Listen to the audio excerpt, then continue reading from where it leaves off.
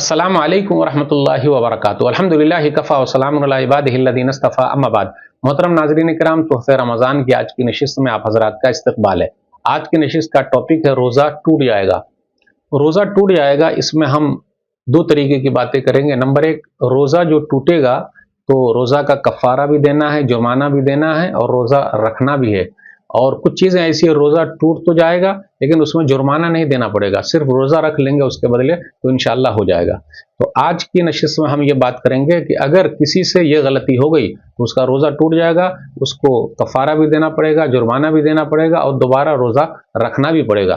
روزے کی حالت میں کسی نے بیوی سے جمع کر لیا، ہم بستری کر لی، انٹرکورس کر لیا، سمبھوگ کر لیا تو اس کا روزہ ٹوٹ جائے گا۔ اس کو مسئلے مسائل پورے معلوم ہیں۔ اگر زبردستی بھی کی ہے تو اس کا روزہ ٹوٹ جائے گا۔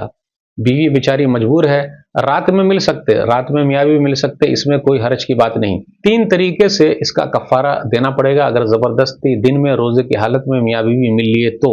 نمبر ایک گردن آزاد کرنا۔ نمبر دو، یہ نہیں ہے تو یا 2 مہینے کے لگاتار روزہ رکھنا۔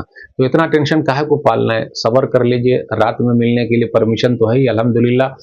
پھر نمبر 3، اگر یہ بھی نہیں کر سکتے، 2 مہینے لگاتار روزہ نہیں رکھ سکتے تو 60 مسکینوں کو کھانا کھلانا پڑے گا۔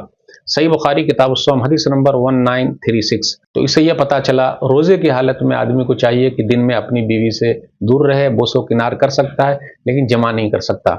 تو آج کا درس یہی تھا کہ اگر ایسا کر لیا تو روزہ ٹوٹ جائے گا، کفارہ بھی دینا ہے، جرمانہ بھی دینا ہے اور روزہ رکھنا بھی ہے۔ اللہ تعالی ہم سب کو نبی صلی اللہ علیہ وسلم کے طریقے پر روزہ رکھنے کی توفیق دے، آمین۔ والسلام علیکم ورحمۃ اللہ وبرکاتہ۔